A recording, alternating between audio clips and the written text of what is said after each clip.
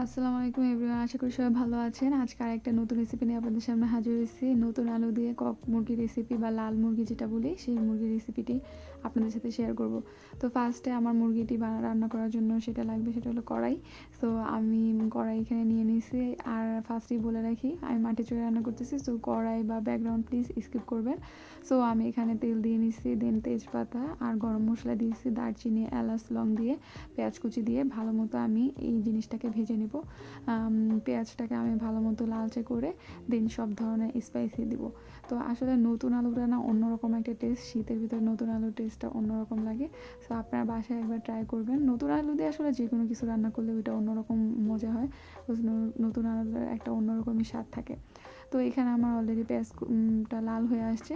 তো আমি এখানে বাগারের জন্য এখানে হালকা একটু পানি দিয়ে দেন সব ধরনের স্পাইসি দিছি। সো আমি এখানে হলুদ গুঁড়া, মরিচের গুঁড়া, ধনিয়া গুঁড়া, গরম মশলা, আদা রসুন বাটা ইউজ করছি।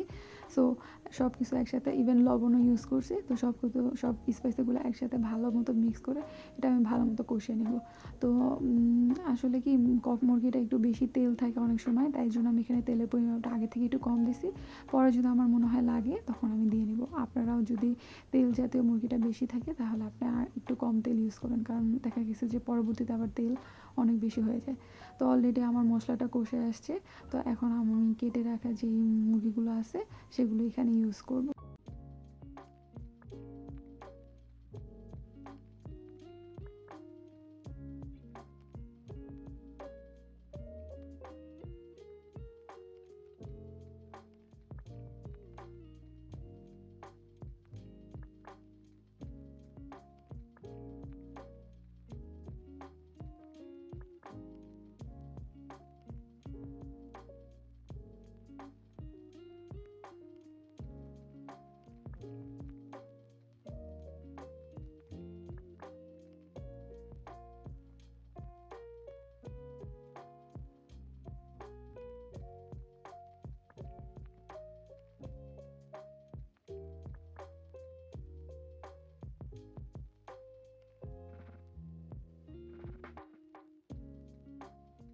তো আপনারা দেখতেই পাচ্ছেন যে আমি মুরগির মাংসগুলো মশলার সাথে ভালো মতো কষিয়ে নিচ্ছি, যাতে করে মুরগির মাংস সবগুলো পিসের সাথে মশলাগুলো ভালো মতো মিশে যায়।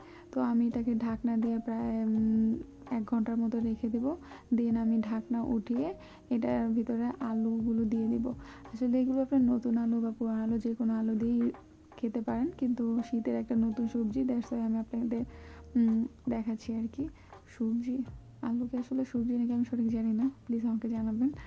তো আমি এখানে আলুটার সাথে ভালো মতো মুরগির মাংসটাকে মিক্স করে দেন খানিকক্ষণের জন্য এটা ঢেকে রেখে দেব।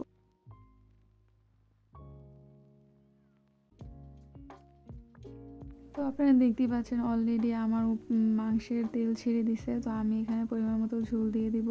আসলে কি, যেহেতু এটা লাল মুরগি বা কক মুরগি যেটাই বলে না কেন, এই মুরগিটা আসলে অনেক শক্ত থাকে, এটা দেশি মুরগির মতো অত নরম হয় না।